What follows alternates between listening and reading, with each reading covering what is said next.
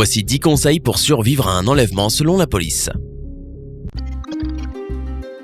Même si la plupart des gens ne pensent même pas à l'éventualité d'être kidnappés, il y a une infime probabilité que cela puisse arriver. Et l'expérience peut être traumatisante. Mais si tu sais comment réagir, il y a de fortes chances que tu t'en sortes indemne. Avant de savoir comment faire face à une situation d'enlèvement, abonne-toi à notre chaîne et active les notifications pour nous rejoindre du côté sympa de la vie. Allez, on commence. Numéro 1, assure ta sécurité. Même si tu n'es pas un millionnaire qui peut être enlevé contre rançon, tu dois quand même prendre des mesures de sécurité afin de ne pas te retrouver dans ce genre de situation critique. Prends ta sécurité au sérieux, ne marche pas seul dans des rues désertes ou après la tombée de la nuit. Les agresseurs ne sont pas les seuls criminels que tu peux rencontrer dans ces circonstances. Si tu dois obligatoirement aller quelque part, assure-toi d'être accompagné par quelqu'un. Les criminels sont plus susceptibles de te choisir comme victime si tu as l'air perdu et confus. Donc, avant de te rendre à un nouvel endroit, planifie ton itinéraire et informe tes parents ou amis de tes projets. Méfie-toi des étrangers qui t'approchent ou qui traînent à tes côtés sans raison. Change ta routine quotidienne, utilise différents itinéraires, fais tes courses dans des magasins différents et essaye de déjeuner ou de dîner dans de nouveaux restaurants à chaque fois. Numéro 2, juste après l'enlèvement. Imaginons que ces mesures préventives n'aient pas fonctionné et que les criminels aient réussi à t'avoir. C'est évidemment une situation très stressante. Malgré cela, essaye de ne pas paniquer et d'analyser la situation. Tu dois voir s'il y a une réelle possibilité de t'échapper dans les premières minutes après l'enlèvement. Les premiers instants sont les plus risqués. Si tu penses qu'il n'y a pas de moyen facile de t'échapper, toutes tes tentatives ne vaudront pas le risque encouru. Cependant, s'il y a d'autres personnes dans les alentours, les premières minutes après que tu as été pris peuvent être ta seule opportunité de t'échapper. Essaye d'attirer l'attention des passants. Quelqu'un viendra peut-être à ton secours.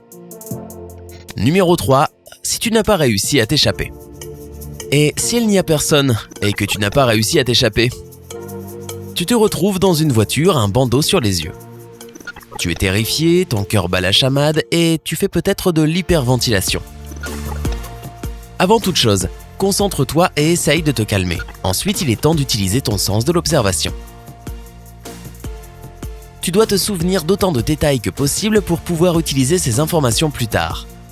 Prête attention aux kidnappeurs, à ce qui t'entoure et à l'itinéraire que prend la voiture.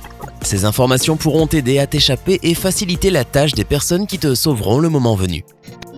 Numéro 4, essaye de garder le moral. Rappelle-toi que la plupart des victimes de kidnappeurs survivent à ce calvaire. Rester positif t'aidera à ne pas décourager. Et c'est le premier et principal pas vers la liberté. Reste calme et ne menace pas tes ravisseurs.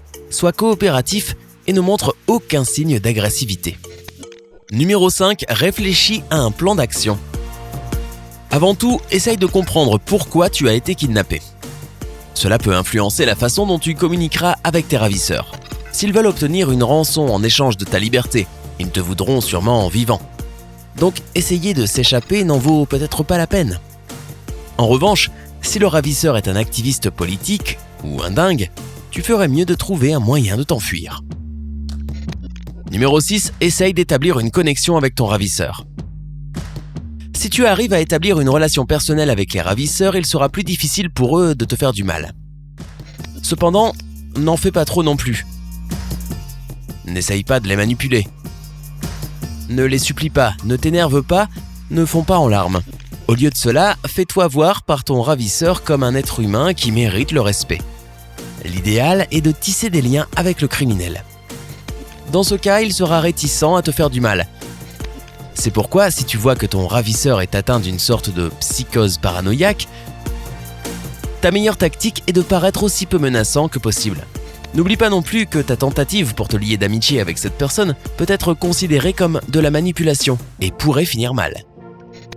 Même si tu penses que le kidnappeur est odieux et méprisable, ne le dis pas à voix haute. De plus, évite de discuter de tout sujet qui pourrait s'avérer sensible pour le ravisseur. Montre que tu es à l'écoute. Manifeste de l'intérêt pour tout ce que dit ton ravisseur. Sois compatissant mais pas condescendant. Tu feras ainsi d'une pierre deux coups. Tout d'abord, le criminel se sentira plus détendu et à l'aise avec toi. Deuxièmement, tu pourras obtenir des informations vitales qui pourraient te sauver la vie plus tard. Par exemple, si ton ravisseur a des enfants et que tu es toi aussi parent, cela peut t'aider à créer une relation de confiance. Ton ravisseur pourrait s'identifier à toi en imaginant ce qui arriverait à sa famille s'ils étaient enlevés. Numéro 7. Que faire en situation de captivité ? Tu dois rester actif physiquement et mentalement. Naturellement, il est difficile de faire de l'activité physique lorsque l'on est attaché. Mais tu dois trouver un moyen de le faire. Être en bonne forme physique peut vraiment être utile si tu essayes de t'échapper. De plus, l'activité physique aide à lutter contre la dépression et le pessimisme. Fais tout ce que tu peux. Des pompes, des sauts ou des exercices d'étirement. Essaye de stimuler ton esprit. Cela t'aidera à ne pas tourner en rond. Tu peux élaborer des plans d'évasion, avoir des conversations imaginaires avec tes amis, citer les noms de tous les pays d'Europe, résoudre des problèmes mathématiques ou chanter des chansons. Cela occupera ton cerveau et le stimulera. Si tu n'es pas le seul otage, essaye de parler aux autres. Cela t'aidera à faire face à la situation. En plus de cela, vous pourrez probablement élaborer un plan d'évasion ensemble. Si tu es détenu avec d'autres personnes, ne te mets pas en avant. La stratégie la plus sûre est de se fondre dans la foule et d'y rester. Numéro 8. Identifie le bon moment pour t'échapper. Tes ravisseurs commencent à te traiter plus brutalement.